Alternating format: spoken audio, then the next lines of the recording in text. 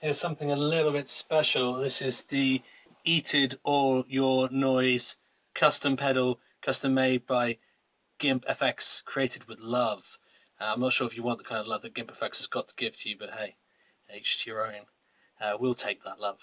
So what do we got here? It's actually 2 circuits, hence 2 foot switches in one box. We have, along the top, this is a crossover distortion circuit based upon the only famous commercially available crossover distortion circuit, modified for a different, more meaty bottom end response. This bit here we're especially privileged to have because this is somewhat of a preview. This is GimpFX's Pyscho circuit, which is based around a D A M Meathead Fuzz, the darker version, I suspect especially dark in this case. So we've got the grunt knob here, which is the volume gain thing that the Meathead gets going on. But then here we've got the girth knob, which changes the capacitors in both the input and the output. So this changes the low end response. It's not, as you'll hear, it's not a straightforward giving it more low end. It changes the response of the low end in quite a complex way, which is quite a lot of fun. Let's get straight to it. So this side is the Pyscho, yeah? Yes, and this side is the crossover distortion. We're going to start over on the Pyscho, and we'll take a look at the crossover distortion on its own, and then hear the two together, which is where things get especially noisy. Okay, so here we go. Here's the clean tone. First of all, this is the bridge pickup.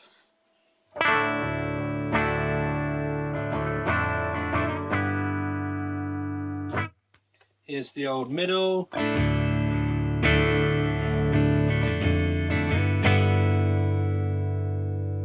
And over to the neck.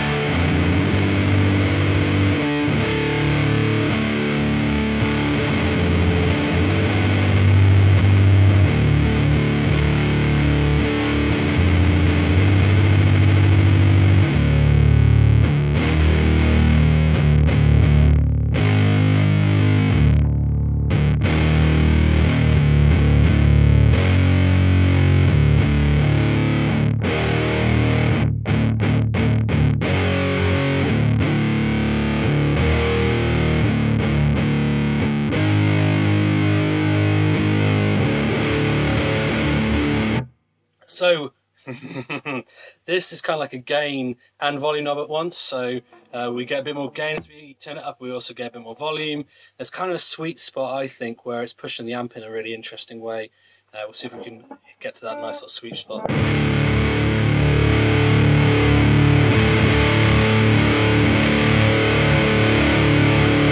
Yeah, around there, that's when it's starting to push the amp a little bit into distortion as well on my particular amp, and it's really, really rich as a result of it.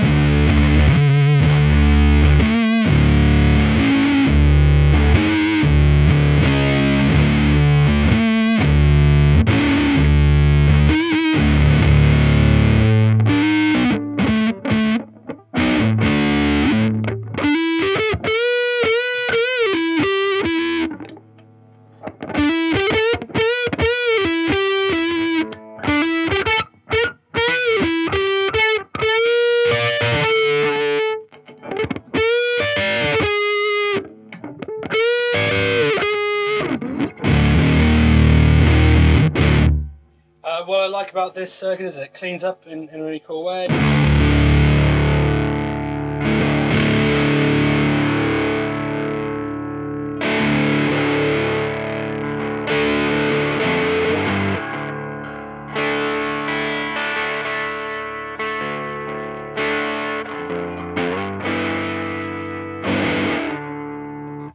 Whole pedal's got this really thick mid-range, and it's kind of like a real, really neat crackle to it. So and that sort of comes across when you pull the volume down on the guitar.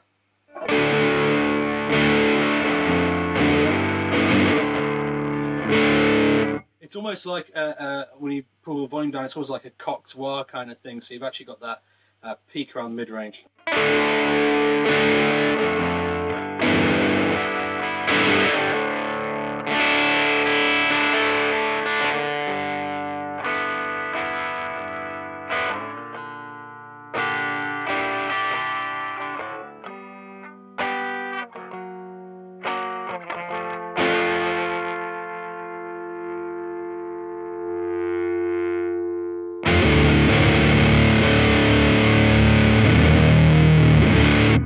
Let's tweak the girth knob. So I'm on the bridge pickup now.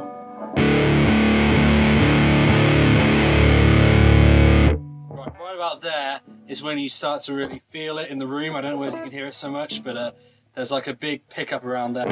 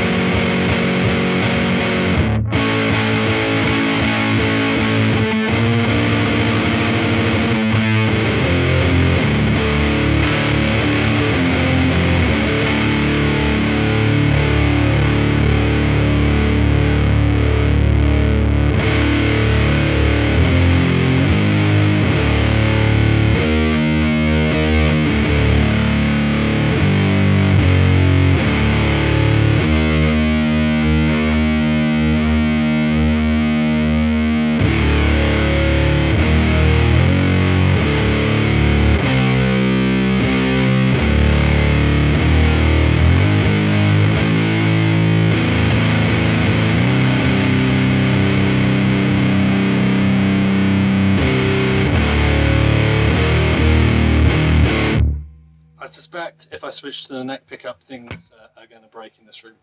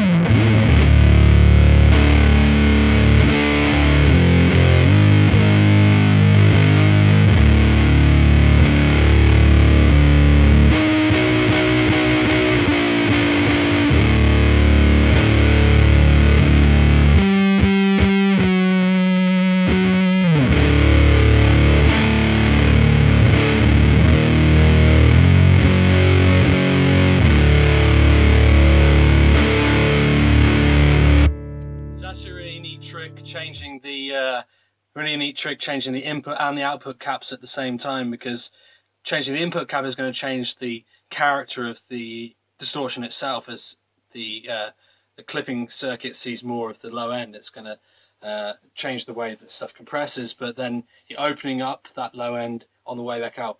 Great. I don't even know how well this is going to translate when we recorded, but things are literally shaking in here with this amount of low end. Right, let's move on to the top row here, the crossover distortion. A lot of people supposedly don't like this circuit on its own. Me and Ben quite enjoy it. Yeah, we like it, but then we're not that normal. So let's have a listen. So we've got an input and an output, and in the middle we've got the limit, which changes how the waves compress. So a crossover distortion distorts the slopes of the waves rather than the tops and bottoms of the waves, like most distortions. So it's quite a unique kind of sound. As we'll hear, what it does when you run it through other distortion, it's very exciting indeed. But first of all, let's hear it on its own. So here's the clean sound again.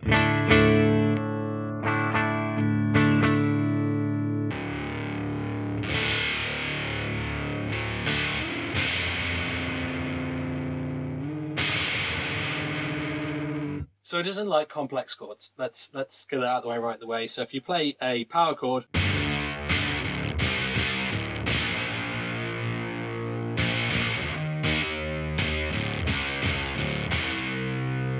you can kind of hear there's almost like ring modulation kind of sounds, sort of bell chimes going on. But you can hear indeed what chord was meant to be played. If, however, you play even just like a D major, things start to get a little bit interesting. If we play a D major 7,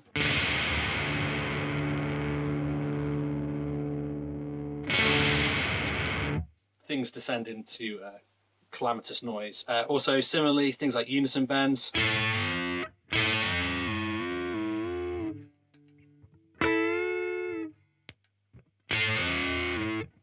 Get some interesting things happening. So we've got the input knob, which is how much stuff's going into the circuit. So you can push it up and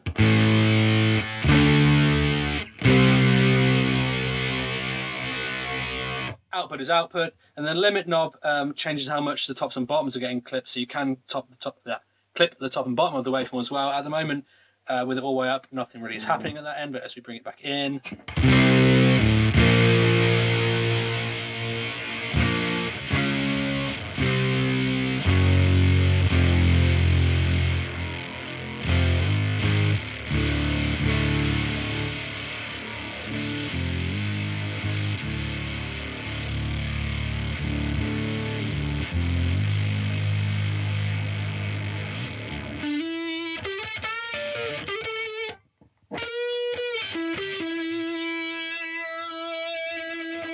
yeah, see, this is why I like it. When you have the limit brought all the way down, you got the gain, the input gain going quite high. When you sustain a note, you get this sort of thing happening.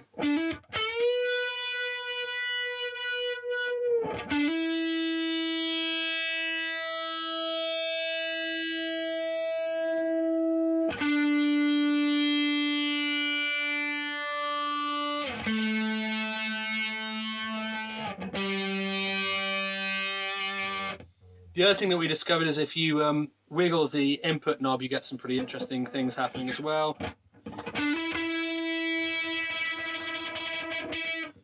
I think the crossover distortion is some sort of phase distortion, perhaps. I don't profess to understand how it works, but as a result, if you start to wiggle it, you start to get some interesting sort of almost vibrato thing.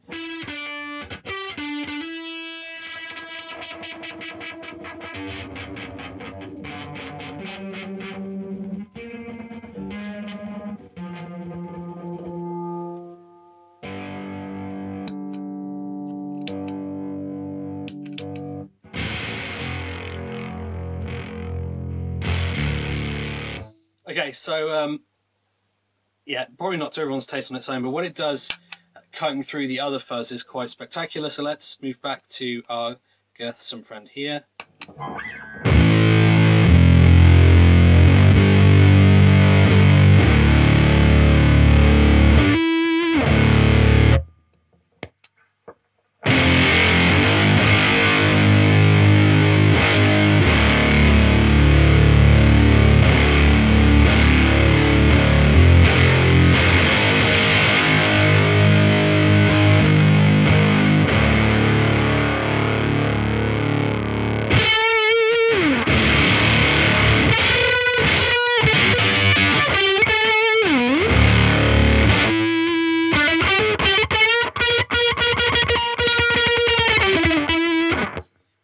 this does do is it makes the fuzz so much more interactive with how hard you're playing. So I'm going to start playing really, really lightly, and you'll hear the attack of the note just completely change as I get heavier and heavier with my hand.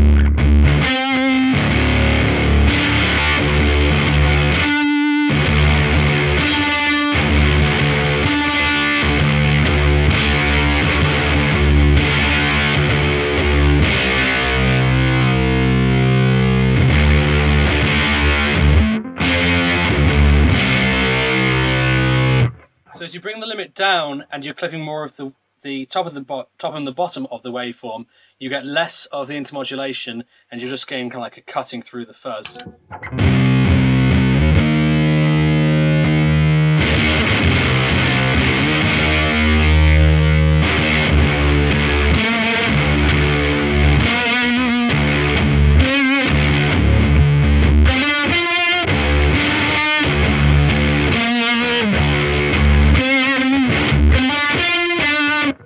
If we bring the limit back up, you get a lot more of the intermodulation happening because you're not clipping off all of the waveform where it's happening.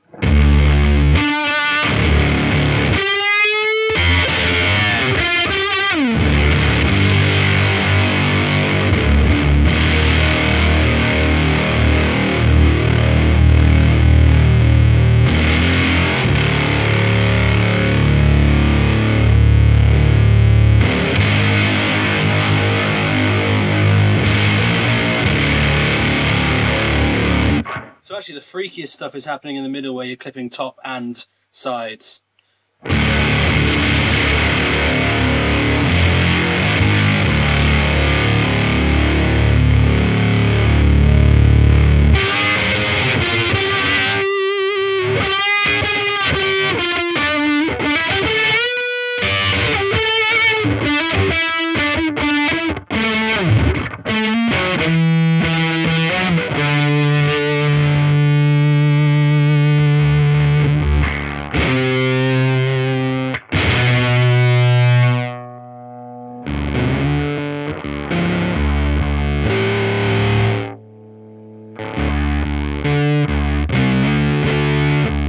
Cleans up in a pretty farty way, but you know that's to be expected when all this other craziness is going on. I still kind of like it though.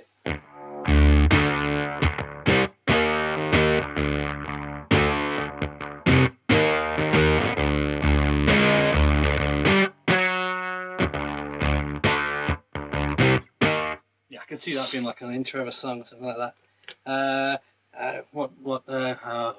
Let's just quickly roll off the tone, see how that sounds, and then we'll call it a day.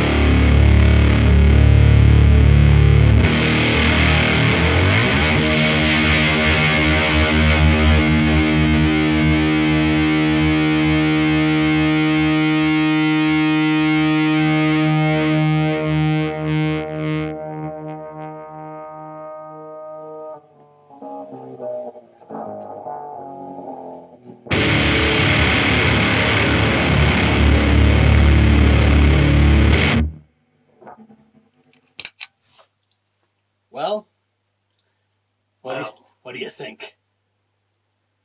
Pretty terrifying, isn't it? It's some terrifying balls. It is the terrifying balls.